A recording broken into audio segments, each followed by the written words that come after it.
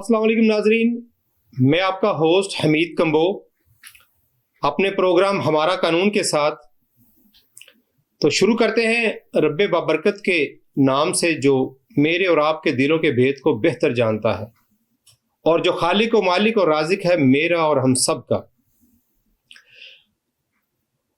ناظرین، بات کریں گے آج کون کھا گیا میرے اس ہرے بھرے اور سبز و شاداب ملک کو، کہ جہاں پہ ایک دانہ خود ہی گرتا ہے درخت سے اور وہ درخت بن جاتا ہے اور اس کو پھل پھول لگنے شروع ہو جاتے ہیں۔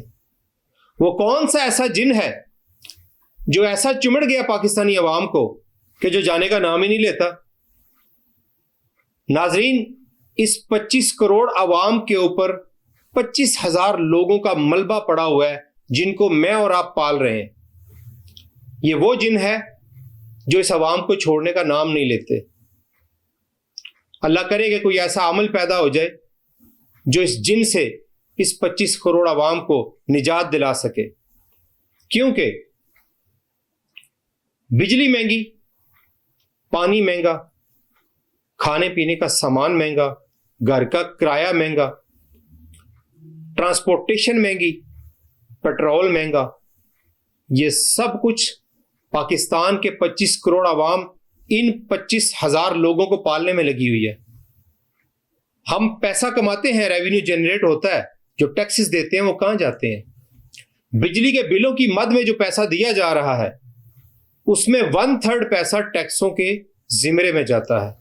یہ ایک الگ موضوع ہے، اب اس پہ ہم بات نہیں کریں گے، اس پہ الگ سے ایک پروگرام کریں گے انشاءاللہ۔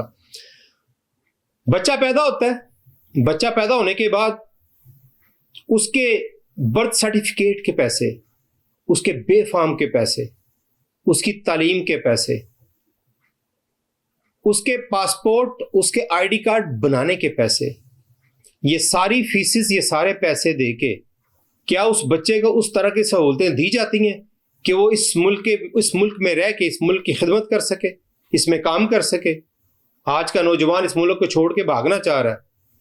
اس کی پہلی پرائورٹی اور فرسٹ اس کی کوشش ہے کہ میں اس ملک سے نکل جاؤں۔ اس کی وجہ کیا ہے ناظرین؟ اس نوجوان کو اس کی تعلیم کے مطابق، اس کی قابلیت کے مطابق کام نہیں مل پاتا۔ وہ جب بالکل نراش ہو جاتا ہے، وہ جب اس کی امیدوں پہ پانی پھر جاتا ہے، اس کی ہوئی محنت پہ پانی پھر جاتا ہے، وہ کاغذ کی ڈگری لے کے گھوم رہا ہوتا ہے، اس کو کچھ نہیں ملتا، تو پھر وہ سوچتا ہے کہ اس ملک کو چھوڑ کے میں کہیں اور چلا جاؤں۔ اس کی جو اصل وجہ ہے وہ یہ 25,000 کا ٹولہ ہے جو مجھ پہ، آپ پہ مسلط ہے۔ یہ وہ جن ہے جو مجھے اور آپ کو جینے نہیں دے گا۔ اس جن سے ہمیں نجات حاصل کرنا ہوگی۔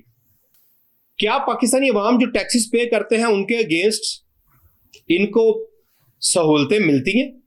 پاکستانی عوام کو فیسیلیٹیٹ کیا جاتا ہے؟ گیس کا سلنڈر بھروانا ہو نا تو وہ خود بھروانا پڑتا ہے، اس کے پیسے دینے پڑتے ہیں، اس کی مد میں بھی ٹیکس جاتا ہے کیونکہ گیس میسر نہیں۔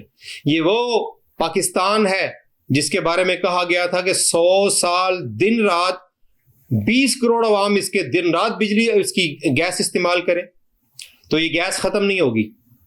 آج کسی ایک علاقے میں بھی میسر نہیں ہے وہ گیس جو کہ 100 سال تک ختم نہیں ہونے والی تھی۔ عوام الناس سلنڈر اٹھا کے گھوم رہی ہوتی ہیں، اس مہنگی گیس کی مد میں بھی آپ سے پیسہ لیا جا رہا ہے۔ صفائی کا نظام نہیں ہے۔ صفائی کے لیے اگر آپ نے کسی کو بلوانا ہے تو آپ نے اس جمع دار کو بھی پیسے دینے ہیں۔ چوکیدار نہیں ہے، سیکیورٹی ہے ہی نہیں پورے ملک میں۔ آپ جس علاقے میں رہتے ہو آپ نے سیکیورٹی گارڈ بھی اپنا خود کا ہائر کرنا ہے، اس کے بھی آپ نے پیسے دینے ہیں۔ تو میرا سوال ہے ایوان بالا میں بیٹھے ان لوگوں سے جس عوام کا خون چوس کے آپ ان سے ٹیکسز لیتے ہیں، ان کی سیکیورٹی کون کرے گا؟ ان کے فنڈامنٹل رائٹس کون دے گا؟ ان کو بنیادی سہولتیں کون فراہم کرے گا؟ کیوں کر یہ ٹیکس دیا جاتا ہے؟ کیوں کر اتنے ٹیکسز لگائے جاتے ہیں؟ Sale tax, income tax, property tax اور پتہ نہیں کون سے ٹیکس جو مجھے اور آپ کو پتہ نہیں چل رہا ہوتا۔ ہم ایک پیکٹ بھی خریدتے ہیں نا دودھ کا، اس میں بھی ہمارے 3-4 قسم کے ٹیکس شامل ہوتے ہیں۔ ناظرین، سوال یہ ہے ان لوگوں سے جو اس کے ذمہ دار ہیں. عوام الناس کی فلاح کے لیے کام کون کرے گا؟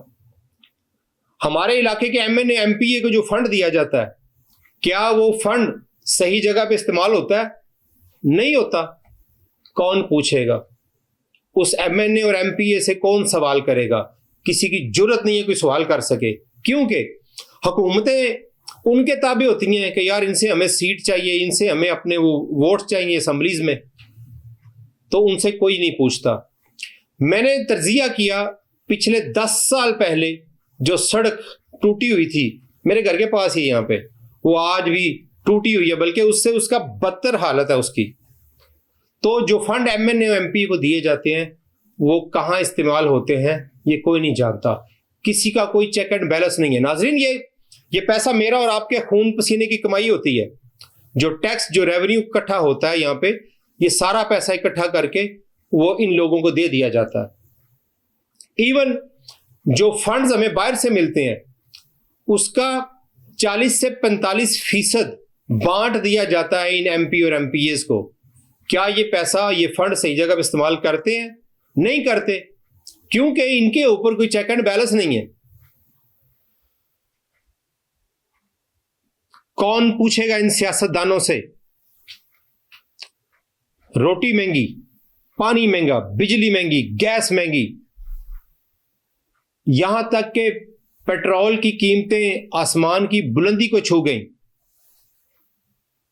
پاکستان میں جینا دوبھر کر دیا، پاکستان میں عوام الناس کا جینا مشکل کر دیا گیا. جینا تو ناظرین دور کی بات، اب سننے میں آیا ہے کہ قبر پر بھی ٹیکس لگا دیا گیا ہے. آپ کو اب مرنے کے بھی پیسے پے کرنے پڑیں گے. قبر کی کھدائی، کفن دفن یہ الگ سے رہ کے آپ کو 1500 روپے سے 2000 روپیہ فی قبر کا ٹیکس دینا پڑے گا، ورنہ مردہ قبر میں نہیں جا پائے گا. ابھی بھی وقت ہے، جاگیے اپنے حق کے لیے، جاگیے اپنے فنڈامنٹل رائٹس کے لیے. آپ کو، مجھے، ہم سب کو جاگنا پڑے گا. وہ جاگنا اسی صورت میں ہے کہ اس جن کو قابو کیا جائے جو اس 25 کروڑ عوام کو چمڑا ہوا ہے اور ہماری جان نہیں چھوڑ رہا. وہ جن جس کے تابع 25,000 لوگ ہیں لگ بھگ، جنہوں نے پاکستانی عوام کا، پاکستانی اس غریب عوام کا حشر نشر کر دیا ہوا ہے. وہ اشرافیہ جن کی گاڑیوں کے پیٹرول بھی میں اور آپ دیتے ہیں، وہ اشرافیہ جن کے گھروں کے بجلی کے بل پہلی بات تو آتے نہیں ہیں، اور اگر آئیں بھی تو وہ میرے اور آپ کے خون پسینے کی کمائی سے جاتے ہیں. اس جن کو ہمیں قابو کرنا ہوگا. یہ مجھے اور آپ کو ہمت جتانی ہوگی. سوال کرے کھڑے ہو کے ہر اس شخص سے جو آپ سے کسی بھی گورنمنٹ سیکٹر میں کام کروانے کے لیے پیسے مانگے، جو رشوت کی مد میں اتنی آسانی سے پیسے مانگتا ہے کہ اس کو یہ غلط ہی نہیں لگتا، اس کو اس میں کوئی معیوب چیز نظر ہی نہیں آتی. وہ سمجھتا ہے کہ وہ بڑا جہاد کر رہا ہے. وہ سرکاری اداروں میں پیسے اس طرح مانگے جاتے ہیں کہ جس طرح ان کے لیے کوئی اس میں عیب والی بات ہی نہیں ہے. شرم آنی چاہیے. آیت کو پڑھ لیں، الراشی والمرتشی کلہم فی النار. تو لینے والا تو بےہودہ ہے ہی، تو آپ اور میں دینے والے ہی اس پہ تھوڑا سا عمل کر لیں کہ فرما دیا میرے نبی نے کہ رشوت لینے والا اور دینے والا دونوں جہنمی ہے. تو آئیے اس پہ قدم بڑھائیں. میں اور آپ ہی اس کو ٹھیک کریں گے، اس کو کسی نے آ کے ٹھیک نہیں کرنا. کوئی عمل نہیں ملے گا مجھے اور آپ کو. اس جن کو، مجھے اور آپ کو خود ہی قابو کرنا پڑے گا. آج کے لیے اتنا ہی، اجازت چاہتا ہوں. اللہ حافظ.